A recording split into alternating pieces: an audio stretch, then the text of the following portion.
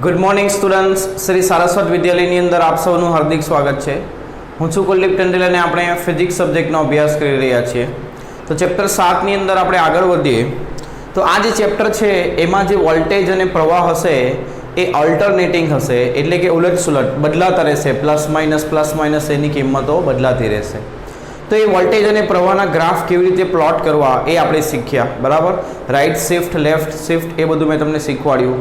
અને જ્યારે એનો સરેરાશ લેવાનો થશે કોઈ પણ વિધેયનો તો કેવી રીતે સરેરાશ લેવું એ પણ આપણે શીખી ગયા. હવે એની અંદર એક બીજો ટોપિક આવે છે જેને કહેવાય ફેઝર ડાયાગ્રામ, બરાબર. શું કહેવાય એને? ફેઝર ડાયાગ્રામ, અથવા તો ફેઝરને ઘૂમતો સદિશ પણ કહેવાય. ગુજરાતીમાં શું કહેવાય? ઘૂમતો સદિશ. હવે એ શું છે એ સમજીએ. એ સદિશ શું છે અને એનો ઉપયોગ શું છે, શા કામમાં લાગશે એ બધું આપણે જોઈએ. તો ઘૂમતો સદિશ એટલે અહીં આગળ આ એક એકમ વર્તુળ વિચારો.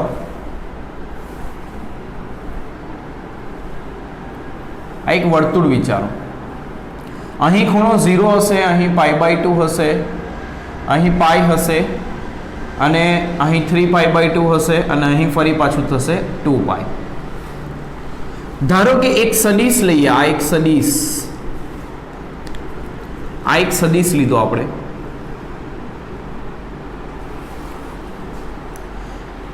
એનો y અક્ષ ઉપરનો પ્રક્ષેપ લઈએ. શું લઈએ? y અક્ષ ઉપરનો પ્રક્ષેપ. તો y અક્ષ પરનો પ્રક્ષેપ એટલે શું? તો ધારો કે એ સદિશ અત્યારે અહીં આગળ છે, બરાબર. તો એનો બંને છેડેથી y અક્ષ પર લંબ રેખા દોરો. એક છેડો તો y અક્ષ પર જ છે, બીજા છેડા ઉપરથી y અક્ષ પર લંબ રેખા દોરો. એટલે આ જે માપ આવ્યું, આ માપ એને કહેવાય આ સદિશનો y અક્ષ ઉપરનો પ્રક્ષેપ. જ્યારે સદિશ અહીંયા હશે ત્યારે પ્રક્ષેપ કેટલો આવશે? તો એક છેડો તો y અક્ષ પર છે, બીજા છેડાને લઈ જાઓ એટલે y પ્રક્ષેપ આટલો આવશે. જ્યારે અહીં છે ત્યારે y પ્રક્ષેપ આટલો આવે છે. હવે આ y પ્રક્ષેપના જે મૂલ્યો છે એને અહીં પ્લોટ કરીએ.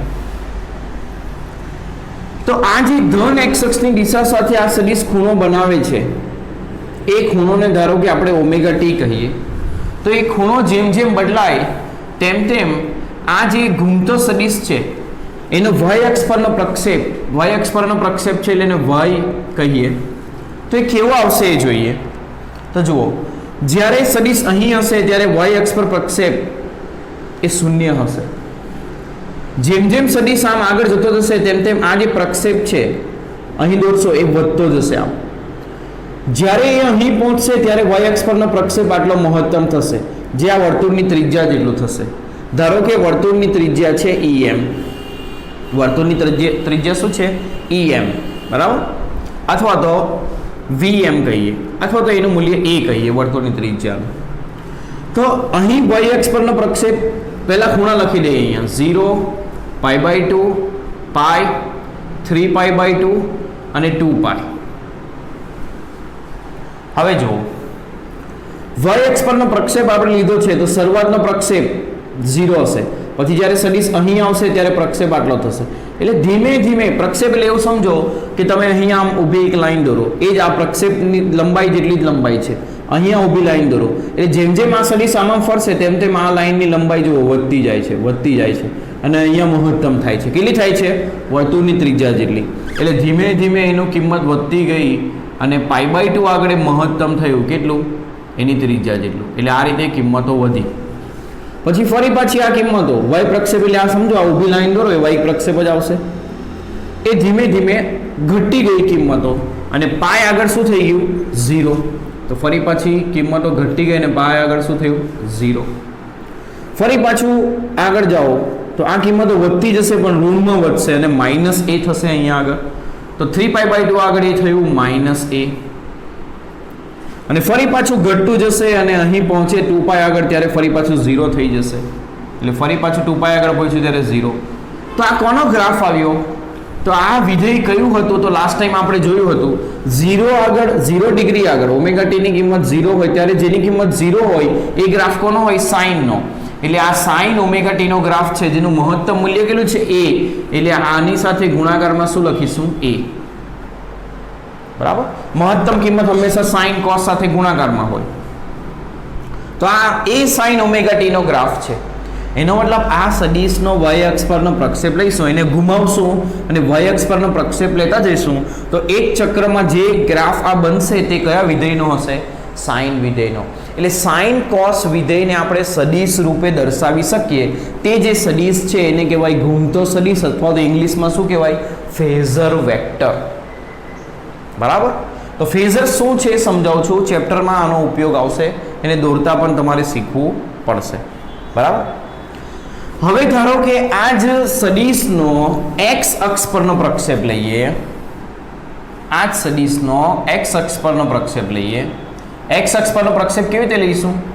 તો આ સદિશ છે, એને બંને છેડેથી લંબ રેખા દોરો. ક્યાં? x અક્ષ ઉપર. એટલે આ ઉપરના છેડેથી દોરી, શીર્ષ ઉપરથી અહીંયા આવું, અને આ છેડો તો x અક્ષ પર જ છે, તો આ જે લંબાઈ આવી તે x પ્રક્ષેપ આવ્યું. પછી જ્યારે સદિશ અહીંયા આવશે ત્યારે x પ્રક્ષેપ આટલો થઈ જશે. એનો મતલબ એવો થયો કે આડી રેખા દોરો એ તમારો x પ્રક્ષેપ. એટલે અહીંથી શરૂઆત કરીએ સદિશને ઘુમાવવાની 0 ડિગ્રીથી, તો આ લંબાઈઓ આમ આવશે. એટલે શરૂઆતમાં 0 ડિગ્રી આગળ કિંમત મહત્તમ છે. આ 0 ડિગ્રી, આ π/2, આ પાઈ, 3π/2 અને 2π.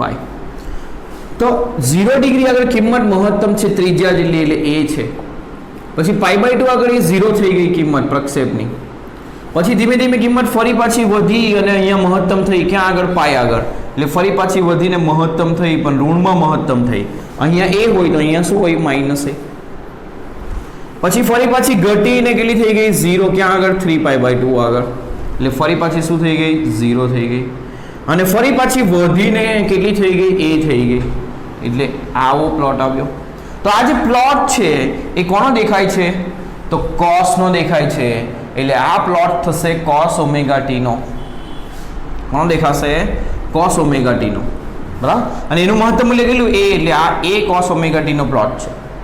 તો એનો મતલબ એવો થયો કે આ ઘૂમતા સદિશનો y અક્ષ પરનો પ્રક્ષેપ લઈશું તો sin ઓમેગા ટી મળશે, અને x અક્ષ પરનો પ્રક્ષેપ લઈશું તો cos ઓમેગા ટી. એટલે આ જે sin cos ના પ્લોટ છે એ આપણને શેના ઉપરથી મળે છે? તો આ ઘૂમતા સદિશના પ્રક્ષેપ લઈને મળે છે.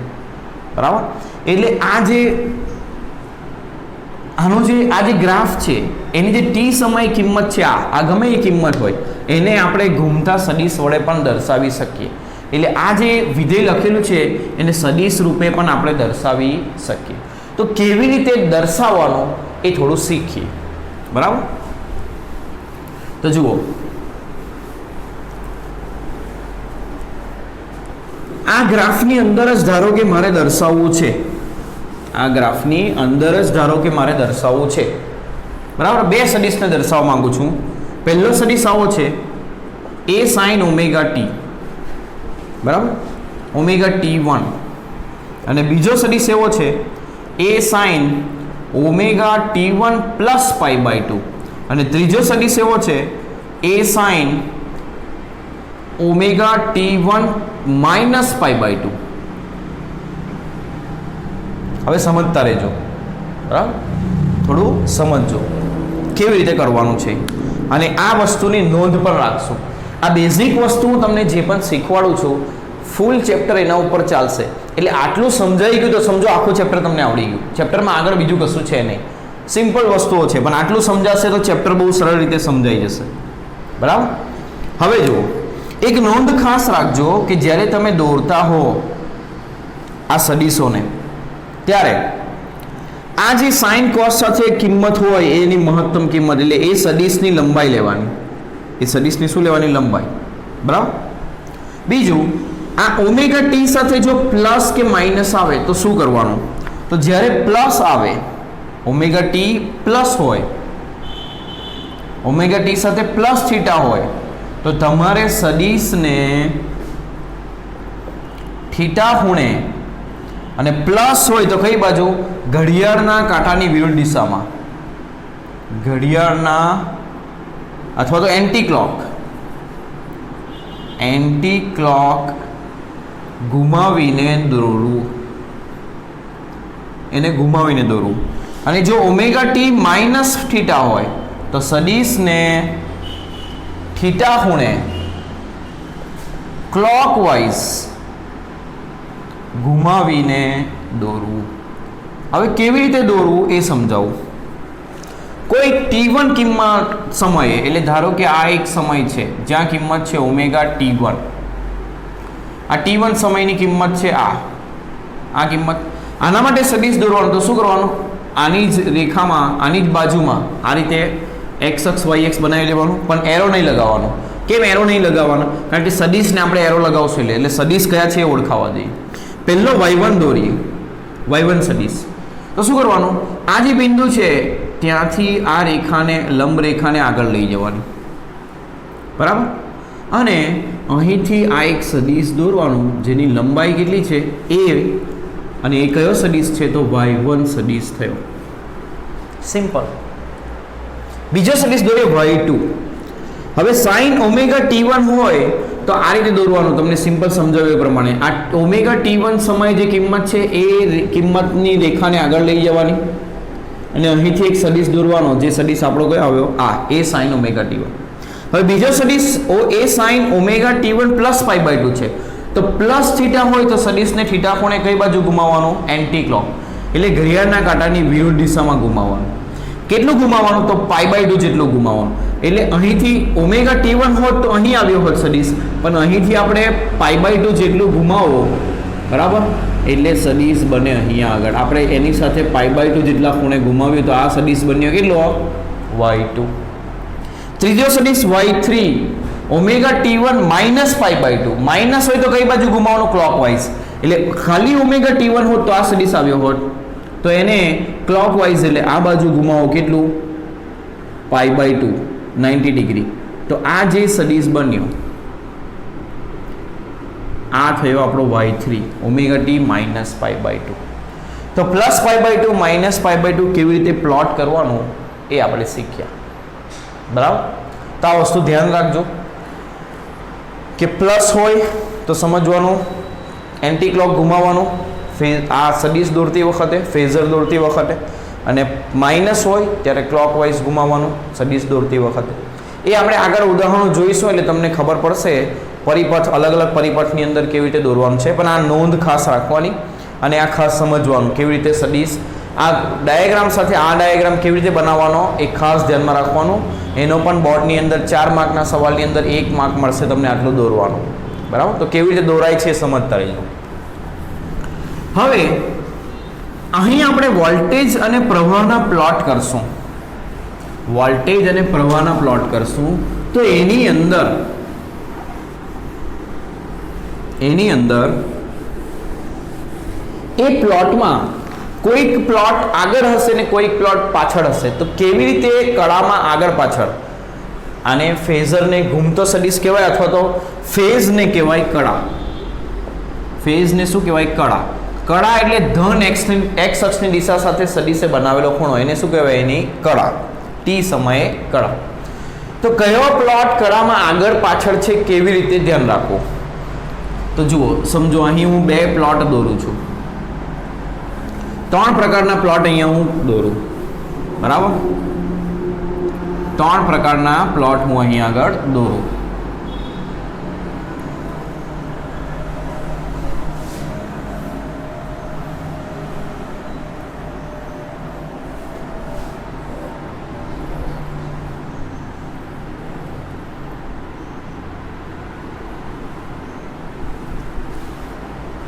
ધારો કે આ જે પ્લોટ દોર્યા એ વોલ્ટેજના છે.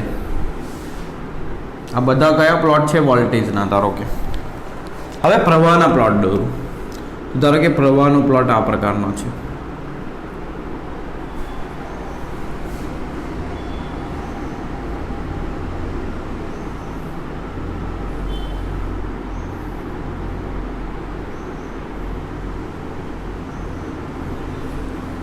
આ પ્રવાહના પ્લોટ, ડોટેડ લાઇનથી દોરેલા પ્લોટ, પ્રવાહના પ્લોટ.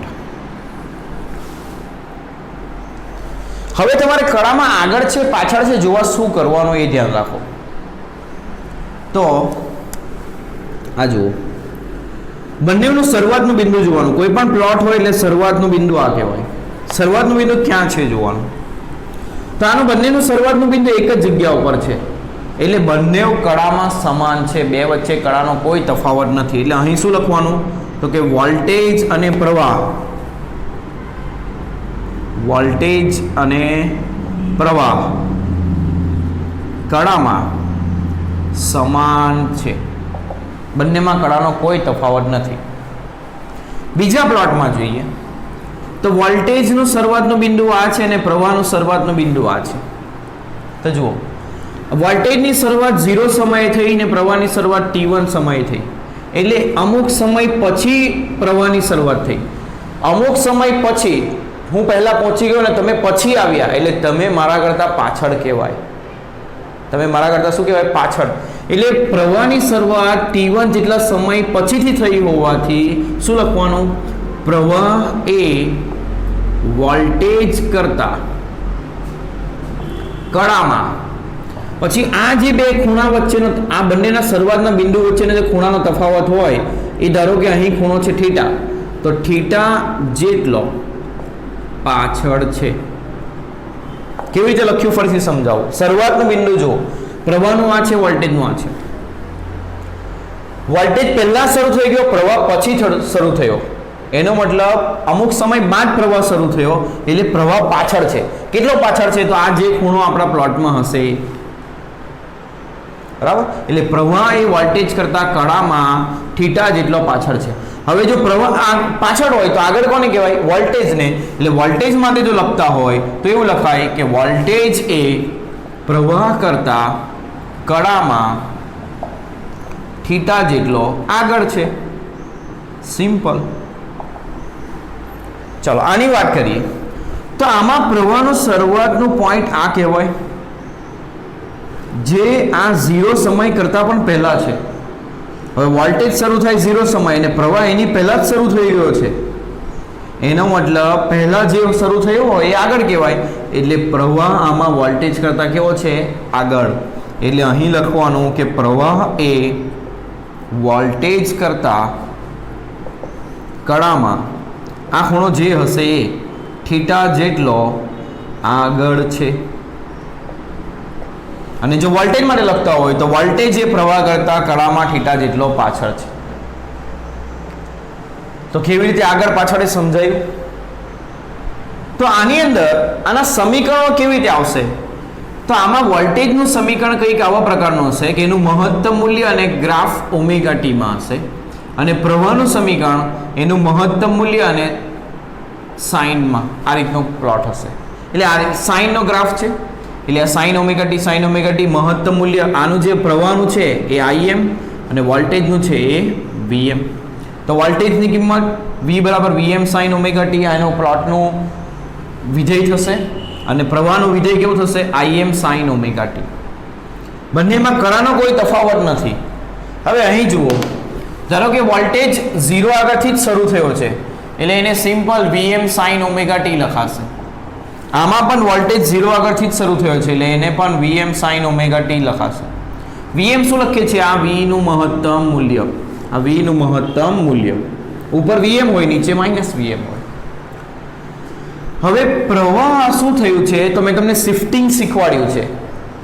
આ કઈ બાજુ શિફ્ટ થયો છે? પ્રવાહનો ગ્રાફ આ બાજુ. આ ગ્રાફને આ બાજુ શિફ્ટ કરો તો આ ગ્રાફ બને. જમણી બાજુ શિફ્ટ થયો.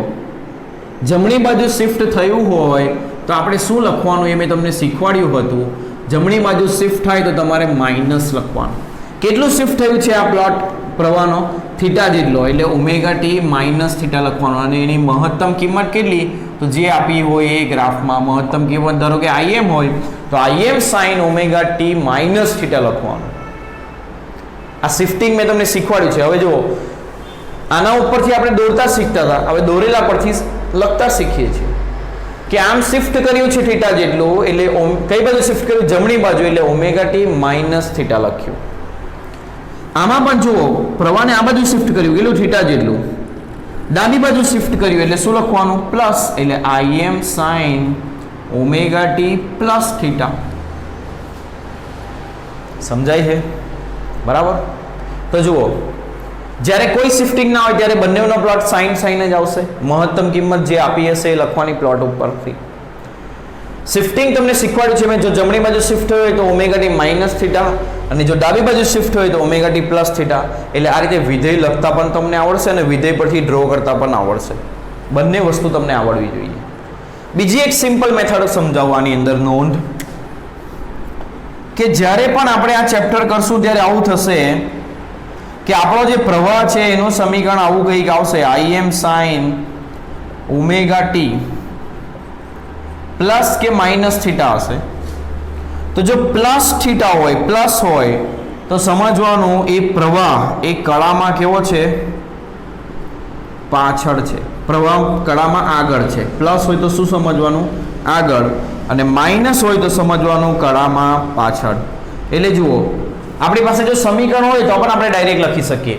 અહીંયા કોઈ થીટા પ્લસ માઇનસ નથી, એટલે કળામાં સમાન, આગળ પાછળ છે જ નહીં. અહીંયા માઇનસ થીટા એટલે થીટા જેટલો પાછળ. કોણ? પ્રવાહ થીટા જેટલો પાછળ. કોના કરતા? વોલ્ટેજ કરતા. અને અહીંયા પ્લસ આવ્યું એટલે સમજવાનું પ્રવાહ એ થીટા જેટલો આગળ. એટલે જ્યારે સમીકરણો આપણી પાસે હોય ત્યારે પણ આપણે ડાયરેક્ટ લખી શકીએ કોણ આગળ ને કોણ પાછળ. એટલે જેનું સમીકરણમાં પ્લસ માઇનસ છે જોવાનું, કોના સમીકરણમાં પ્રવાહ. એટલે પ્રવાહ એ થીટા જેટલો આગળ પ્લસ હોય તો, અને જો માઇનસ હોય તો પ્રવાહ એ થીટા જેટલો પાછળ. કોના કરતા? વોલ્ટેજ કરતા. તો સિમ્પલ મેથડ છે. પ્લોટ ઉપરથી સમીકરણ લખતા શીખ્યા આપણે. પ્રવાહમાં આગળ પાછળ શિફ્ટિંગ ઉપરથી જોયું. માઇનસ હોય તો કળામાં પાછળ, પ્લસ હોય તો કળામાં આગળ. બરાબર. સમયવાળું ન સમજાય, જે શરૂઆતમાં મેં તમને પ્લોટ ઉપરથી કીધું કે આ મોડો શરૂ થાય છે એટલે એ કળામાં પાછળ છે, પણ એવું ના સમજાય તો તમારે આના ઉપરથી લખવાનું. આ બહુ સરળ છે, આ જ યાદ રાખજો તમે. આપણી પાસે આ સમીકરણો હશે જ આ પ્લોટિંગ ઉપરથી, કારણ કે શિફ્ટિંગ પરથી લખતા સમીકરણો લખતા આવડે છે આપણને. જમણી બાજુ શિફ્ટ હોય તો માઇનસ અને ડાબી બાજુ શિફ્ટ હોય તો પ્લસ. એ શિફ્ટિંગ ઉપરથી તમને લખતા આવડશે, ને લખવા આ સમીકરણ લખ્યા પરથી કળામાં આગળ પાછળ લખતા પણ આપણને આવડી ગયું છે. જો માઇનસ થીટા હોય તો કળામાં પાછળ અને પ્લસ થીટા હોય તો કળામાં આગળ. આ સિમ્પલ યાદ રાખવાનું. ક્યાંથી શરૂ થાય ને એ બધો લોજિક જવા દો, ભૂલી જાઓ. હવે સિમ્પલ સમીકરણો લખીને તમે જાણી શકો કોણ કળામાં આગળ છે ને કોણ કળામાં પાછળ. અને સમીકરણો કેવી રીતે લખવા એ શિફ્ટિંગની મેથડ ઉપરથી તમને સમજાશે. બરાબર, જે આપણે શીખી ગયા છે ઓલરેડી. બરાબર. તો આ ચેપ્ટરની બેઝિક વસ્તુઓ હતી જે આપણે શીખ્યા. હવે આપણે ચેપ્ટર શરૂ કરીએ. બરાબર. એટલે આટલી વસ્તુઓ જો તમને સમજાઈ હશે તો ચેપ્ટર તમારા માટે એકદમ સહેલું છે. 4 માર્કનો સવાલ છે પરીક્ષાની અંદર, આમાંથી આવે છે. કેટલા માર્ક્સનો? 4 માર્ક્સનો બોર્ડ એક્ઝામની અંદર. પરંતુ ચેપ્ટર છે પણ સહેલું. હવે ચોપડીમાં જે પ્રમાણે ચેપ્ટર આપ્યું છે એ પ્રમાણે આપણે કરી રહ્યા છીએ. બાકી આ ચેપ્ટર કરવાની એકદમ સિમ્પલ મેથડ પણ છે.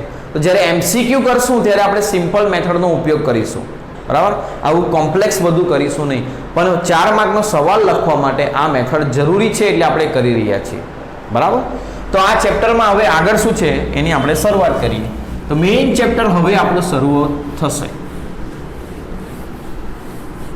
મેઇન ચેપ્ટર હવે આપણું શરૂ થશે. તો આ જે સદિશ આપણે દોરતા હતા ફેઝર, તો એ જે સદિશ છે ધન x અક્ષની દિશા સાથે જે ખૂણો બનાવતો હોય એને કહેવાય એનો ફેઝ. ફેઝને કહેવાય ગુજરાતીમાં કળા. એટલે કળામાં આગળ પાછળ એ કળા ઉપરથી ખબર પડે. એટલે જો આ v નો સદિશ હોય અને આ i નો હોય તો i નો સદિશ v સાથે કેટલા ખૂણે છે? π/2 જેટલા ખૂણે. કઈ બાજુ ગયો છે? જમણી બાજુ. જમણી બાજુ ગયો હોય તો શું કહેવાય? અત્યારે મેં તમને સમજાવ્યું એન્ટી ક્લોક. બરાબર. એન્ટી ક્લોક ગયું હોય તો એનું સમીકરણ કેવા પ્રકારનું આવશે? Sine omega T. ક્લોકવાઇઝ ગયું છે આ. v સાથે ઘડિયાળના કાંટાની દિશામાં π/2 જેટલું ગયું છે. એટલે v નું સમીકરણ જો vm sin ઓમેગા ટી હોય તો i નું સમીકરણ શું આવશે? Im sin omega T. અને આ ઘડિયાળના કાંટાની દિશામાં ગયું હોવાથી અહીં આપણે લખીશું પ્લસ. કેટલું ગયું છે? તો π/2. એટલે આમાં કેવાશે? પ્રવાહ એ વોલ્ટેજ કરતા કળામાં π/2 જેટલો પ્લસ છે, એટલે કેવો છે? આગળ છે. સમજાય? એટલે પ્લસ હોય તો આપણે કઈ બાજુ લેવાનું? ક્લોકવાઇઝ. સોરી, આપણે ઊંધું કર્યું. માઇનસ હોય તો કઈ બાજુ લેવાનું? ક્લોકવાઇઝ. અને પ્લસ હોય તો કઈ બાજુ લેવાનું? Anti clockwise. એટલે માઇનસ હોય તો સમજવાનું તમારે આ v સાથે v નો તો સિમ્પલ દોરી જ દેવાનું, vm sin ઓમેગા ટી. એટલે આ પ્રકારનો સદિશ આવશે. પણ એની સાથે I કેટલા ખૂણે દોરવાનો તો π/2 જેટલા ખૂણે. માઇનસ બતાવે કઈ દિશામાં? ઘડિયાળના કાંટાની દિશામાં. તો V સાથે π/2 જેટલું ઘડિયાળના કાંટાની દિશામાં જાઓ ત્યાં તમારે સદિશ I દોરવાનું, અને માઇનસ બતાવે એ કળામાં કેવો છે? પ્રવાહ એ વોલ્ટેજ કરતાં પાછળ છે. હવે જો પ્લસ હોત તો દોરવાનું કઈ બાજુ? ઘડિયાળના કાંટાની વિરુદ્ધ દિશામાં. કેટલું? તો π/2 જેટલું. એટલે અહીંથી π/2 જેટલું ઘડિયાળના કાંટાની વિરુદ્ધ દિશામાં જાઓ, અહીં તમારો સદિશ I દોરવાનો, અને પ્લસ π/2 તો સમજવાનું કળામાં કેવો છે? આગળ છે. કેટલો આગળ? તો π/2 જેટલો. કોણ? તો પ્રવાહ. બરાબર? એટલે બંને વસ્તુ આપણે શીખ્યા. હવે આનો ઉપયોગ કરીને આપણે આ ચેપ્ટર આગળ કરીએ. બેઝિક વસ્તુ છે, ના સમજાય તો મને પૂછજો, પણ આટલું સમજાશે તો 4 માર્ક ઇઝીલી આવશે તમારા પરીક્ષાની અંદર. એટલે આ વસ્તુ સમજવું ખૂબ જ જરૂરી છે તમારા માટે. બરાબર? આ વસ્તુ સમજવી ખૂબ ખૂબ જરૂરી. તો અહીંયા આગળ આપણી પાસે જો વોલ્ટેજ અને પ્રવાહના વિધેય હશે, એના સમીકરણો હશે, તો એને સદિશ રૂપે કેવી રીતે દોરવું એ પણ સાથે સાથે શીખી જ લઈએ. ધારો કે વોલ્ટેજ આપણે આ રીતે આપ્યા છે Vm sin ઓમેગા t, અને પ્રવાહ આપ્યું છે Im sin ઓમેગા t. આ પહેલું ઓપ્શન. બીજો ઓપ્શન વોલ્ટેજ આપ્યું છે Vm sin ઓમેગા t, અને એના પછી આપ્યું છે Im sin omega t minus theta. Voltage આપ્યું છે Vm sin ઓમેગા t, અને પ્રવાહ આપ્યો છે Im sin omega t plus theta. તો જુઓ, સદિશ રૂપે ધારો કે દોરતા હોય, બરાબર, તો કેવી રીતે દોરવાનું? તો ધારો કે આપણે વોલ્ટેજનો સદિશ દોર્યો. બધામાં વોલ્ટેજ સદિશ પહેલા દોરી દેવાનું, કારણ કે એ સિમ્પલ સાઇન પ્રકારનો છે. આ વોલ્ટેજ સદિશ દોર્યો આપણે, બરાબર. હવે પ્રવાહ સદિશ દોરીએ તો જુઓ, સાઇન ઓમેગા ટી માં આ પ્લોટ હોય તો આ પણ સાઇન ઓમેગા ટી છે, કળામાં આગળ પાછળ નથી, એટલે આના ઉપર જ બીજો પ્રવાહ સદિશ આવશે. બંને વચ્ચે કોઈ ખૂણાનો તફાવત હશે નહીં. હવે આ સદિશની જે લંબાઈ છે I સદિશની, તે એનું મહત્તમ મૂલ્ય એટલે કેટલું? Im. અને V સદિશની જે લંબાઈ છે એનું મહત્તમ મૂલ્ય એટલે કેટલું? Vm. અહીં આગળ પ્રવાહ સદિશ દોરવાનો છે. તો આ વોલ્ટેજ સદિશ sin ઓમેગા t છે, અને પ્રવાહ સદિશ sin omega t minus theta છે. તો માઇનસ હોય ત્યારે મેં તમને સમજાવ્યું એમ ઘડિયાળના કાંટાની દિશામાં ઘુમાવવાનું. એટલે વોલ્ટેજ સાથે ઘડિયાળના કાંટાની દિશામાં સદિશને ઘુમાવો. કેટલો ઘુમાવવાનો? થીટા જેટલો. તો થીટા જેટલો ઘુમાવીને તમે જે સદિશ દોરશો, બરાબર, એ સદિશ તમારો પ્રવાહ સદિશ હશે. તો આ વોલ્ટેજ અને પ્રવાહ સદિશ દોરતા આપણે શીખ્યા. અને કોઈ ખૂણાનો તફાવત નહીં હોય તો કળામાં કેવા કહેવાય? સમાન કહેવાય વોલ્ટેજ અને પ્રવાહ. ઓમેગા ટી માઇનસ થીટા બતાવે પ્રવાહ એ કેટલો પાછળ છે? પ્રવાહ વોલ્ટેજ કરતા કળામાં થીટા જેટલો કેવો છે? પાછળ છે. આના માટે પ્લોટ કરીએ તો omega T Vm sin omega T દોરાઈ ગયું. હવે Im sin omega T plus theta, plus એટલે ઘડિયાળના કાંટાની વિરુદ્ધ દિશામાં થીટા જેટલું ઘુમાવવાનું, અને સદિશ દોરવાનો કયો? પ્રવાહ સદિશ I. તો આ શું બતાવે? જો પ્લસ હોય તો ઘડિયાળના કાંટાની વિરુદ્ધ દિશામાં ઘુમાવીને દોરવાનું, અને માઇનસ હોય તો ઘડિયાળના કાંટાની દિશામાં ઘુમાવીને દોરવાનું. માઇનસ બતાવે કળામાં પાછળ, અને પ્લસ બતાવશે કળામાં આગળ. એટલે અહીં શું લખવાનું? પ્રવાહ એ વોલ્ટેજ કરતા કળામાં થીટા જેટલો આગળ છે. એટલે ઘડિયાળના કાંટાની વિરુદ્ધ દિશામાં થીટા ખૂણો હોય તો આ પ્રવાહ આગળ કહેવાય. ઘડિયાળના કાંટાની દિશામાં થીટા ખૂણો હોય તો પ્રવાહમાં કળામાં પાછળ કહેવાય. કોણ? પ્રવાહ. તો આ ઘણી બધી વસ્તુ આપણે કરી છે, અને મિક્સઅપ ન કરતા ધીમે ધીમે દરેક ટોપિકને સમજજો, કારણ કે હવે બધું એક સાથે આ વસ્તુ આપણે કરીશું. હજુ પ્રેક્ટિસ થશે એટલે તમને કન્ફ્યુઝન હશે, દૂર પણ થશે, પરંતુ આ જે વસ્તુઓ મેં તમને એક એક નોંધ લખાવી છે, એક એક વસ્તુ સમજાવી છે, એ પહેલાં પૂરેપૂરી સમજી લેજો, તો જ તમને આ પ્લોટ કરવો ઇઝી રહેશે, અને કળામાં આગળ પાછળ લખવું પણ ઇઝી રહેશે. અને એટલું આવડ્યું તો 4 માર્ક ઇઝીલી આ ચેપ્ટરમાંથી આપણને આવી જશે. બરાબર? 4 માર્કનો સવાલ આપણો, 4 માર્કના 4 સવાલો છે, એમાંનો એક સવાલ આપણને આવડી જ ગયો એવું સમજો, જો આટલી વસ્તુઓ તમને આવડી તો. એટલે આટલી વસ્તુઓની તમે પ્રેક્ટિસ કરો અને પછી આપણે આ ચેપ્ટરનો મેઇન પાર્ટ શરૂ કરીએ અને ફટાફટ ચેપ્ટર પૂરું થઈ જશે, કારણ કે એકની એક વસ્તુ જ બધે કરવાની છે અને બેઝિક આવડી ગયું એના ઉપરથી જ કરવાનું છે, એટલે આપણને વધારે વાર પણ લાગશે નહીં. એટલા માટે આ બેઝિક વસ્તુ પહેલાં સમજવી જરૂરી. તો આ 3 પીરિયડની અંદર જે બેઝિક વસ્તુઓ થઈ એ પહેલાં પૂરેપૂરી સમજી લો અને પછી આપણે ચેપ્ટરની શરૂઆત આગળ કરીએ.